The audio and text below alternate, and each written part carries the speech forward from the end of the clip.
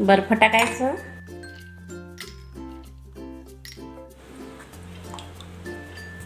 पाहिजे तेवढा आंब्याचा गर टाकायचा, आवडीनुसार पाणी घालायचं, आंबटनुसार.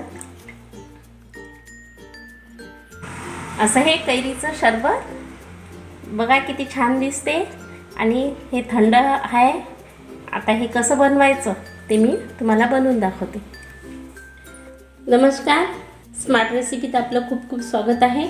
आज आपण पाहणार आहोत कच्च्या कैरीचं सरबत, की ज्यावेळेस एखाद्या वेळेस अचानक पाहुणे येतात आपल्या इथं किंवा लिंबू नसते, सरबत करायचं काम पडते, तर मग आपण झटपट कच्च्या कैरीचं सरबत करू शकतो.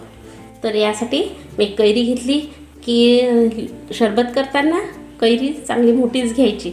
लहान असली तर ते कसं तेलकट लागते, नाही तर कडसडसुद्धा लागते.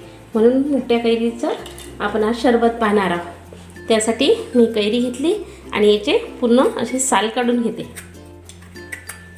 अशा हे कैरीच्या मी छोट्या छोटे फोडी करून घेतल्या. आम्ही जेव्हा लहान होतो ना, तेव्हा लाईन वगैरे गेली की आम्ही खिसणीतून बारीक खिसून घ्यायचो आणि त्याचं सरबत करायचं. परंतु आता मी तुम्हाला मिक्सरमधून हे फोडी काढायच्या कशा ते सांगणार आहे. ही कैरी खूप आंबट आहे आणि आंबट कैरी असली तर त्याचं सरबत पण छान लागते. त्यासाठी मी घेतले 1 वाटी साखर. कैरी जर कमी आंबट असली तर कमी साखर घेतली तरी चालते, हे आपल्या आवडीनुसार असते. आणि हे चवीनुसार काळं मीठ घेतलं.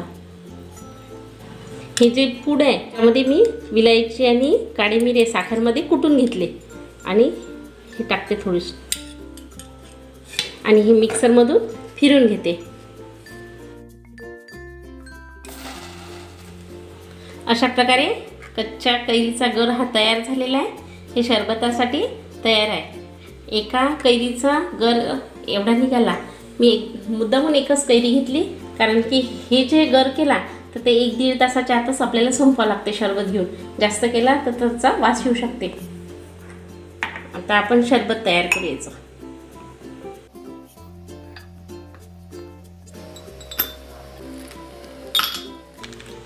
बर्फ टाकते.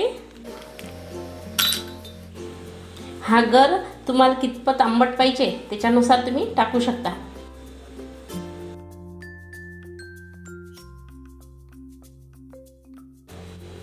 अशा प्रकारे एका कैरीमध्ये आपले जवळपास 6 ते 7 ग्लास सरबत तयार होते. आता याच्यात थंड पाणी टाकते.